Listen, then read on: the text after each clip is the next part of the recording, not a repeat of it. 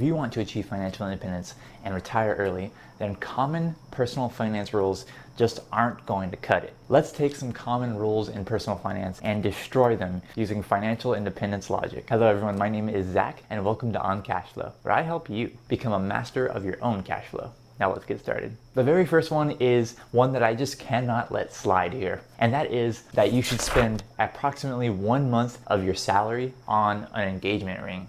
There are many things wrong with this, in my opinion, especially if you're on the path to financial independence. So first off, diamonds are actually not rare at all, and they are then practically useless, like they hold no actual value. And don't just take my word for it. Here's a .edu source that says that, not just some random website, but .edu source. So diamonds are not very rare and their prices are controlled by artificially low supply. Now let's actually take this and make an example of what this would look like with 1 month's salary. So I went ahead and looked up what the median worker's salary was. Not the household income, but the actual median worker's salary. I looked that up and it happened to be $41,535. And if we divide that by 12, that's $3,461 per month of gross income. That is a pretty expensive engagement ring. To be honest, I think in this case, you're just better off if you just bought like a gold ring, because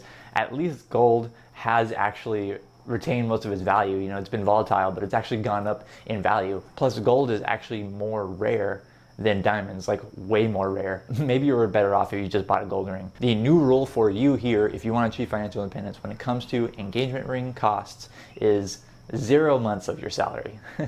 There shouldn't be any rule when it comes to that. Okay, that rule was just made up in order to make some money off of you by the diamond companies. All right, now let's move on to number 2, and probably one of the most common personal finance rules that you'll actually hear about, and that is that you should have 3 to 6 months worth of your expenses in cash for an emergency fund. The first mistake here is that a lot of people, I think, assume this means 3 to 6 months of your income. If we look up the median weekly earnings, it's about $1,070 of median weekly earnings. And we multiply it by 12 weeks, because that's 3 months, and that comes to $12,840. If we multiply that by 24 weeks, that would be 6 months, $25,680. So somewhere around $12,000 and $25,000, the average person would probably think that they need to save, because that's 3 to 6 months of their income, which I think is actually too much, because you shouldn't necessarily save 3 to 6 months of your income. If you were to follow this rule of saving your expenses, it should be your core expenses, not all of your expenses. Because what is the actual purpose of an emergency fund?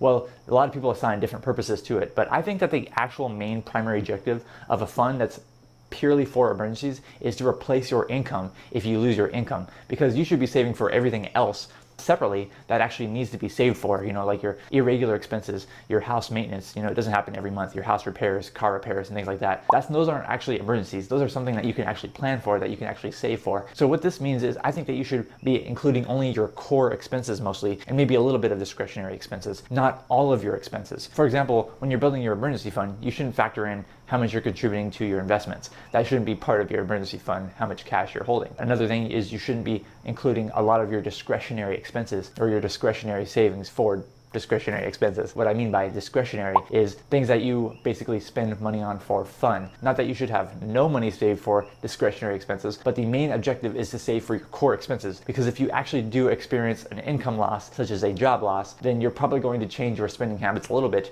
during that time while you're looking to replace that income that you lost. This now leads me to the new rule here, which is to save 3 to 6 months of your core expenses, not all of your expenses, and definitely not all of your income. Stay to the end of this video, because I'm going to recommend another video that I promise is personalized for you. So please stay to the end. The next personal finance rule that we are going to tackle here has to do with investing. And this one is 100 minus your age is how much your asset allocation should be in stocks. So for example, right now I am 28 years old. Following this rule, then I would take 100 minus 28, which would be 72. So 72% of my portfolio should be allocated to stocks if following this rule. That means that 28% would be allocated to bonds. While I don't think that having a, let's say, rounding up 70-30 portfolio, even at my age, is necessarily a bad thing, I think that your portfolio could possibly become too conservative too quickly. Someone who is 50 years old following this rule would have a 50-50 split between stocks and bonds. And if they don't plan on retiring for another 15 years when they're 65,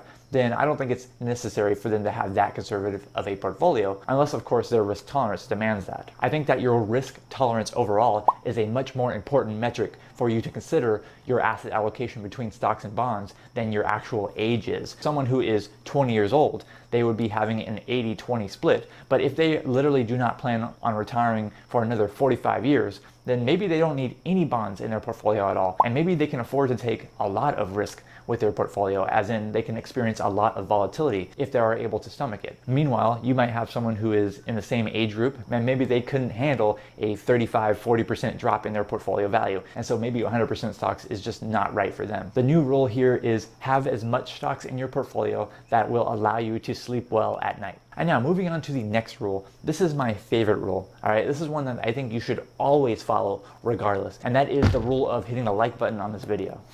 If you're enjoying this video so far, please make sure you like it, give it a thumbs up. It really does help me out, and I would really appreciate it. Okay, but seriously, let's get on to number 4. Number 4 has to do with creating a budget, and more specifically, spending on your most expensive expense, which for most of us is going to be our housing expense. So number 4 has to do with your mortgage. How much mortgage should you have at a maximum? And the common rule is you should spend no more than 30% of your gross income on your mortgage. I think there are a few things that is very, very wrong with this. So the first one is that it is using gross income. I think that gross income is a terrible metric to use when you're determining how much you should spend on stuff, because gross income is all of your income before any kind of taxes are taken out, before any deductions, before anything is taken out. So that is not even what you get deposited into your account. I think a better metric to use, if you were going to apply the 30% rule, a better metric to use would be your net pay, or what a lot of people like to call your take-home pay. So what actually gets deposited into your bank account? What gets actually put into your checking account? That is your net pay or your take-home pay,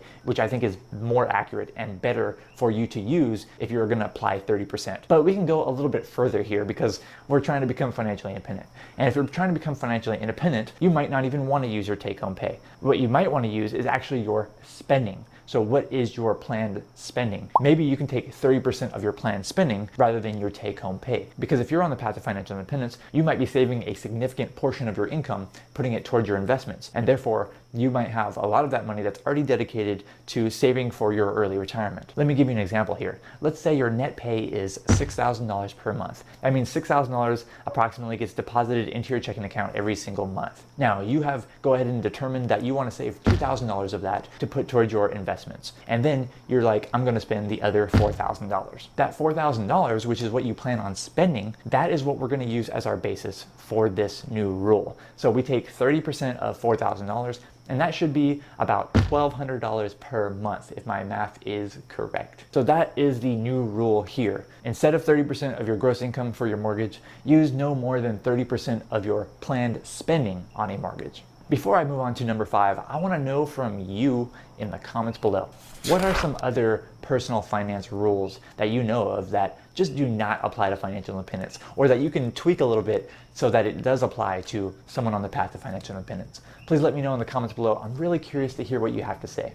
And lastly, the one that you've all been waiting for, that is number 5, and that is the one that is in the thumbnail. That's probably why you clicked on this video. So the 50-30-20 rule. This is probably the most basic starting point for people learning to become masters of their own cash flow or starting to, budget and stuff. So the 50-30-20 rule applies to 50% of your income should go towards your needs, 30% of your income should go towards your wants, and 20% of your income should go to savings/debt payoff. So that is the whole idea there. If you want to achieve financial independence, if you want early retirement, then following this is just not going to cut it. Even if that 20% of savings/debt payoff goes into your investments, you're probably not going to be able to retire until you're at least in your 60s, depending on what age you start at. So this is just not going to cut it. So we do have to make some alterations here. And the primary alteration I think that you need to make when you're applying this rule is you need to take that 50% of needs and you need to drastically reduce that, like drastically reduce your needs, because what I would consider that category is I would consider that to be your fixed expenses that you're going to have every month. They're essential expenses. If you can get those essential expenses, if you can get those fixed expenses to be very, very low, then you could reallocate that into your investments. And you can have more money that you can invest every single month while also not sacrificing too much of your wants. Because I definitely think that you should be spending money on like entertainment and fun, and you should have a good life. And so you don't necessarily want to take too much from those wants, but you can take a lot from those needs and redirect it into investing by making your core expenses very, very low. And then another thing that's pretty wrong with this rule is that the 20%, it says for savings/debt payoff. And I don't know exactly what it meant by there, but if it just means general savings, then I think that can be a mistake, because a lot of people misinterpret the word savings to mean like they're actually accomplishing something. But sometimes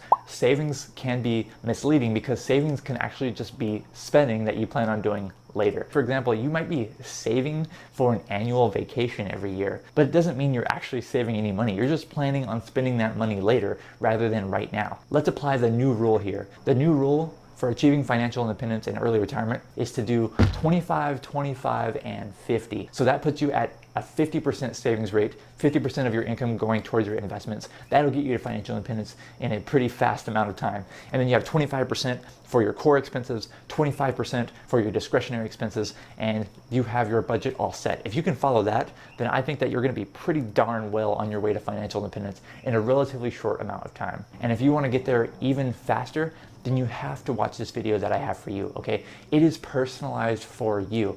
And it's gonna pop up on the screen right after I get off the screen. How I'm gonna be doing this is YouTube is gonna be selecting a video of mine specifically for you, because the YouTube algorithm knows you much better than I do. So make sure you click on that video and watch that video. Thank you so much for watching this video. I'm Zach from OnCashflow.com, and I hope to see you next time.